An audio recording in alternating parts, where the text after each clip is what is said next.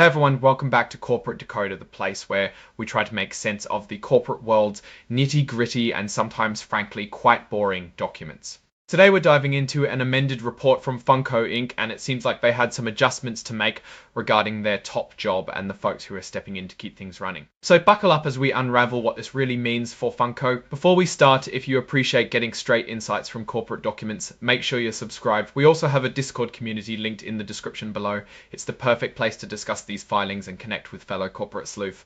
This filing is an amendment to an earlier report. Think of it as a correction or an update. They originally filed something on July 7th, and now they're going back to add more details about a key executive change. The company we're looking at is Funko Inc. You probably know them for those collectible figures that have become pretty much a staple in pop culture merchandise. The earliest event they're reporting here happened on July 5th. This note tells us exactly why they're filing this amendment. It's to add more information to item 502 of their original report. Basically, they're filling in some blanks that were left in the first filing. This section here deals with changes in a company's leadership or key officers. It covers when people join the board or leave it, and also how executives are compensated. The big news is that on July 5th, Funko's board of directors decided to bring in Michael Lunsford to be their interim chief executive officer. So he's stepping in to lead the company on a temporary basis. Now, what's really important is that alongside this appointment, they formalized an agreement with Mr. Lunsford. This letter agreement was signed on July 31st, but it's actually effective from the day he started July 5th. This is common practice to backdate agreements to the start date of employment or engagement. This interim role has a set duration. The agreement is for a 2-month period. However, it can end sooner if the company finds and hires a permanent chief executive officer before those 2 months are up. This tells us they are actively looking for a long-term solution. Let's talk about compensation because that's always interesting. Mr. Lunsford is set to receive a monthly cash payment of $75,000. On top of that, he'll also get 10,000 restricted stock units or RSUs every month. These RSUs are like a promise of company stock that he'll receive, but they're restricted until certain conditions are met. In this case, they'll vest, meaning he'll actually get them on the last day of each month as long as he's still working for Funko through that date. This is a common way to incentivize executives to stay and perform well, especially in interim roles where the tenure is uncertain. It aligns his interests with the company's performance during his time there. Besides his salary and stock awards, Mr. Lunsford will also be included in the regular employee benefit plans that Funko offers.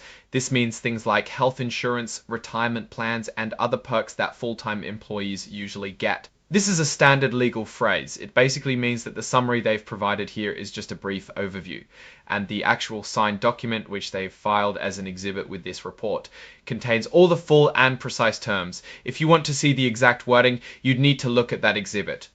This section lists the exhibits that are part of this filing. This is the important one. Exhibit 10.20 is the actual letter agreement between Funko and Michael Lunsford that we've been discussing. And Exhibit 1.4 is the cover page interactive data file. This is a standardized file that helps SEC systems and investors who use specialized software process the information more easily. It's essentially a digital wrapper for the report. This part is where the company officially signs off on the report, confirming it's accurate to the best of their knowledge. The report itself is signed on August 4th, and it's signed on behalf of Funko Inc. This indicates the signature of Tracy D. Dorr. And Tracy D. Dorr holds the titles of Chief Legal Officer and Secretary. This person is authorized by the company to sign off on these official filings. Now let's look at this from a broader perspective. Funko is in a bit of a transition phase at the CEO level, hence the appointment of an interim leader. The fact that they are actively seeking a permanent replacement, as implied by the 2-month term, that can end early, suggests they want to stabilize their leadership quickly. The compensation package from Mr. Lunsford, $75,000 a month plus stock options, is a decent figure for an interim role, especially when you consider the short duration. It's enough to attract someone experienced and motivated to steer the ship temporarily. The stock awards are a smart move because they tie his performance directly to the company's stock price, which is ultimately what shareholders care about. However, what we don't see in this specific amendment are the financial results themselves. This filing is purely about the executive appointment and the terms of that appointment. To understand Funko's overall health and direction, we'd need to look at their quarterly or annual financial reports. Their 10Q or 10K filings, those reports would reveal their revenue, profits, debt levels, and other crucial financial metrics. This particular document, while important for understanding interim leadership, doesn't give us the full financial picture. Thinking about Funko as a company, they operate in a very dynamic and competitive market. Their success hinges on their ability to predict and capitalize on pop culture trends, securing licenses for popular movies, TV shows, and games, and then producing desirable merchandise.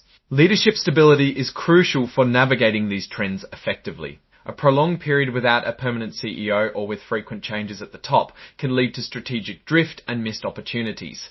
Mr. Lunsford's role is to provide that stability and continuity while the search for a permanent leader continues. The risks for Funko often revolve around maintaining relevance, managing inventory effectively, and dealing with supply chain disruptions.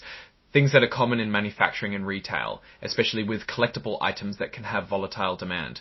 The choice of a new permanent CEO will be critical, as that person will need to have a strong vision for the company's future, a deep understanding of the market, and the ability to innovate and adapt. In summary, this amended filing primarily serves to clarify the compensation and terms for Funko's interim CEO, Michael Lunsford. It highlights that the company is in a leadership transition and is actively working to fill the permanent CEO position.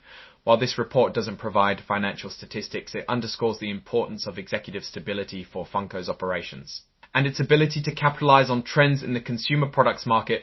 Alright, that's our breakdown of this Funko filing. What's your take on this interim CEO situation, and what do you think Funko should prioritize in their search for a permanent leader? Drop your thoughts in the comments. If this analysis was valuable, hitting that like button really helps, and subscribe for more deep dives into corporate filings. Don't forget to check out the Discord in the description. Thanks for watching. See you next time.